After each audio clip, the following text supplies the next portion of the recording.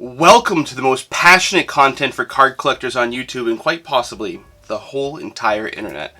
I am your host Jake Roy, 90s B-ball cards here on YouTube, Instagram, Twitter, Facebook.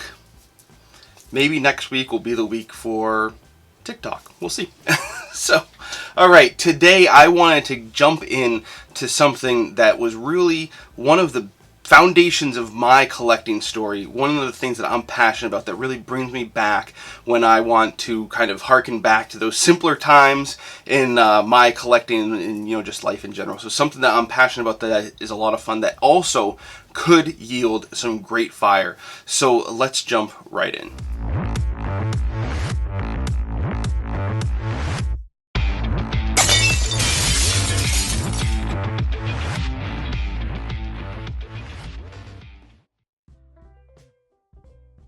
As you may know, one of the things that I love doing, because I have a lot of fond memories doing it, is busting open wax. Busting open packs, especially packs from the 90s. That's where a lot of my fondest memories of collecting. And you might ask, how did I get those packs? So before we get there, one of the reasons why I like doing stuff like that still today is because, especially a week like these last couple of weeks where, a lot of conversation in the hobby and collecting is around things that we see changing that we don't like, whether it's, people talking about NFTs and Top Shot, people talking about grading charges increasing, people talking about different things like that, increasing prices, which can be a double-edged sword, all kinds of stuff like that. I like instead to focus on the things that I'm passionate about, the things that bring me joy in the hobby, rather than the things that are, things that I enjoy in the hobby. There's plenty of things in life that we don't enjoy, so I don't want to drag myself down in the hobby that's supposed to be an escape from all the, stresses of regular life. So I focus on the things that I'm passionate about, and like I said, opening packs, opening wax, especially those from the 90s that bring me back to those days, is one of those things that I have always enjoyed. So how did I get those packs when I was younger? So some of the stuff we've talked about, my dad buying boxes and buying packs and all kinds of different things that we enjoyed as kids when we didn't have the means, but also as we would do chores and maybe shovel driveways and mow lawns and allowance money and stuff like that, we would always, my brother and I especially, run as quickly as we had money to either the card shop or, of course, some department stores that had retail offerings.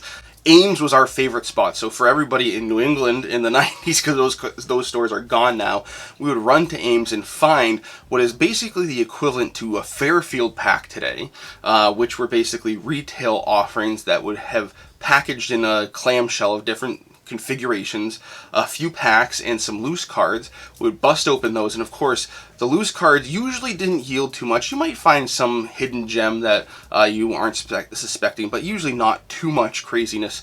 But those packs are where we had a lot of fun, and sometimes we had some great pulls. One of my favorite memories is my brother opening, actually there was a pack of 98-99 Topps Chrome in one of those. Of course he found the only one that had the Topps Chrome, and he pulled an instant impact insert rookie of Vince Carter, and Vince Carter was his favorite player at that point in time.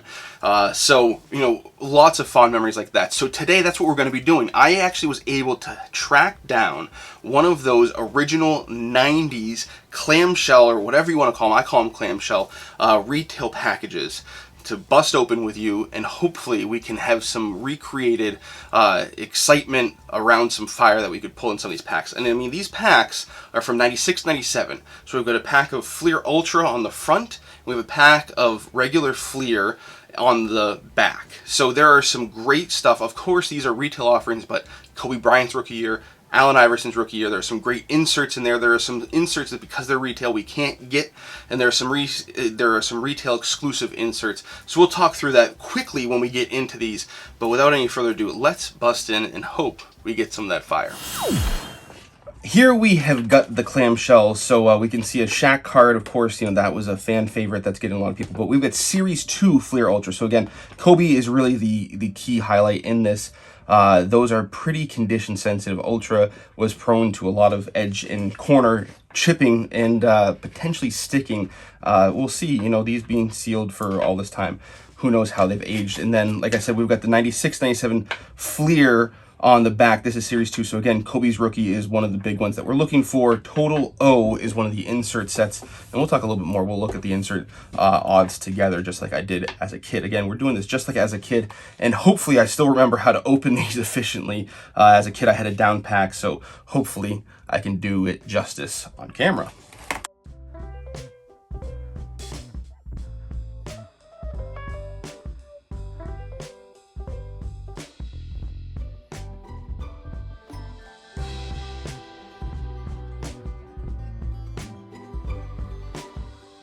All right, so there we've got it open. One of the things that's always important to me as a kid is making sure I didn't get close to the cards to have any edge or corner damage. So we've got those 2 packs, nothing sandwiched in the middle, which I was always hoping for as a kid. Sometimes these did have more than just 2 packs, but not always. Here you can see one of the things later in life I wish I had taken advantage of. You know, these all had kind of redemption points. In the inside there's a booklet. You could have redeemed these points once you got enough, sent them in, and got a free package of these. I wish I had taken advantage of that as a kid, but hindsight's 20/20. So all right, let's save the packs for last. Let's bust through these. Like I said, there probably isn't going to be too much here, but you know, Shaq, so that'll go to the Magic PC.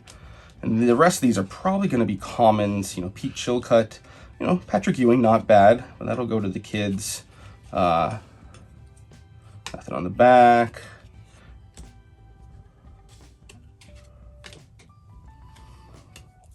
I go with a Lee Mayberry rookie. Eric Mobley rookie. Johnny Newman. There we go with a Dale Davis. Kenny Anderson. Everybody's friend. Good old checklist. Oh, I see a good old Sigma pivot. Jack Sigma. Elliot Perry Ultra. There we go with a Del Harris with the Bucks. Gotta love a coach card. Benoit Benjamin. Tom Chambers. Good player, not a great card. Wayne Rollins, Ricky Green, you know, nothing of significance here. Danny Ainge, and then there was the Glenn Rice, you know, so really the Shaq card is the best and still not a great one at that. All right, so let's look at the Fleer first. So if we flip it over here, we're looking at the inserts. Like I said, the Total O, those are only in retail packs, you know, Swing Shift, Towers of Power, Rookie Sensations. Nothing of significance really to note. Total O is 1 in 44 packs, so that's the big one. Of course, Jordan inserts are big here, but we really want to see a Kobe rookie, Iverson rookie.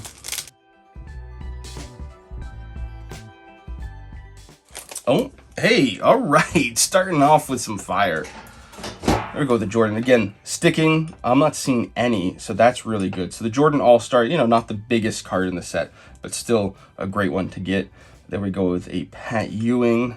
I love some Magic, but this is not a guy that gets me too excited. So he's a rookie card, but going in the commons pile.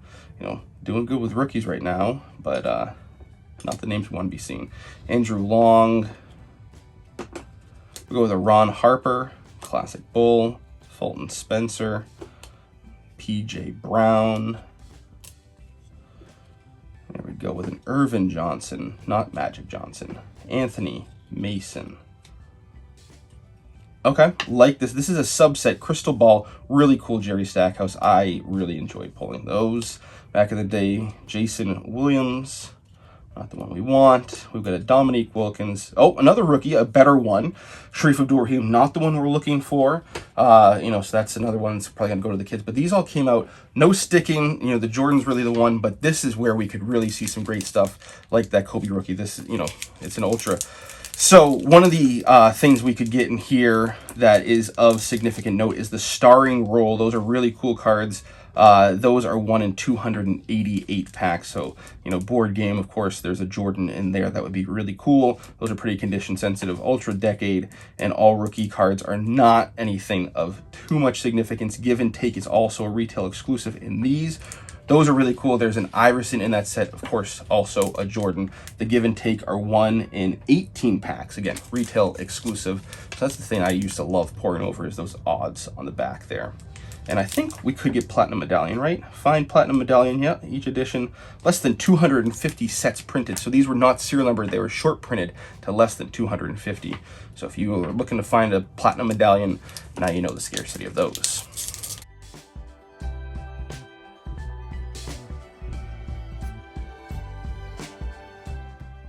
All right, starting off with a rookie subset. So that's an encore rookie of Sharif. We're doing well with Sharif cards. I'm not feeling much sticking right now. Famous last words, you know, we could see later. But Malik Rose rookie, very nice picture there for him. Yep, here we go with some sticking. All right, we got a Travis Best, like that, Springfield native. Lucius Harris, upside down. Let's flip these all around. Okay, we're getting some sticking now. Not what I want to see. Billy Owens. There's another rookie, pre-Lauderdale. There we go with a Derek Fisher rookie, and that is a gold medallion. Very cool. Some of these gold medallions are pretty hard to find. It took me a while to find a penny, but not one there with a Derek Fisher that we're looking for. Samaki Walker, subset rookie. Again, doing very well with rookies, but not the names we want yet. Jerome Williams, loved him. All right, and then here's a subset subset card of Karl Malone, play of the game. I'll put that there for the kids. So we had a little bit of success, you know. So thinking back to when I was a kid, pulling out all those rookies would have been very exciting for me. You know, just opening Fleer Ultra was a treat in itself, especially from 96, 97, one of those sets that I know my brother and I and a lot of my friends that collected with us loved those cards. So, you know, pulling out that Derek Fisher gold medallion would have been a hot card amongst my friends and I. You know, but the Sharifs also, I really liked Sharif. He was one of my numerous side PCs. So pulling out a couple of rookies of him. This would have been, again, a lot of fun as a kid when I was growing up and collecting. You know, now, not the fire we're looking for, but that Jordan was a nice pull. You know, and the way that Jordan cards from the 90s are selling at this point, you know, I'm not sure off the top of my head the price of that. It could be $1, it could be $10, it could be $20. You know, it's hard to know at this point in time because I don't keep up to date on some of those base Jordan cards. You know, a PSA 10, who knows, the sky's the limit, but with those prices going up, who's going to send that in? You know, but again, this was fun. It's just a lot of fun to kind of go back and remember what really started the passion and where it all began. So this is, again, like I said, one of the foundations of how I built my PC. I don't always advocate now for that being the best expenditure of money, but we didn't have the same resources when I was a kid. eBay was not as readily available. There wasn't as much out there on eBay. Card shops, not always something you can rely on.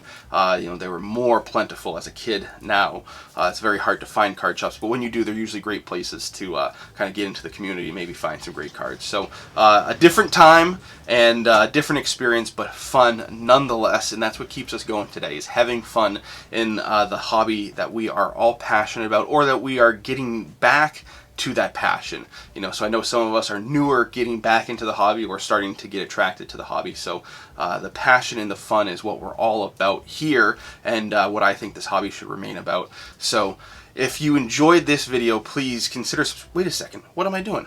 Question of the day, right? So question of the day for you is, what got you into collecting? What is really that thing that kind of sparked your passion? Like I said, for me, opening wax, kind of that excitement of the unknown and the chances of great, incredible pulls. And some of those great, incredible pulls did happen when I was a kid, and some have happened today.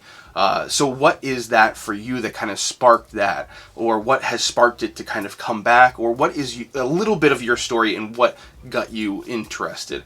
I'd love to hear that, so drop that down in the comments. Here you've heard a little bit about mine. There's a lot. I've got a lot of stories to share, so those will be coming, and along with that, I think next week we'll probably have a collector interview. There are a couple of guys I'm trying to coordinate schedules with, so hopefully we can coordinate our schedules and get that next week. I know it's been a little while. I've been trying to do one a month for collector interviews, and I think I haven't quite met that in the last couple of months. It's been busy.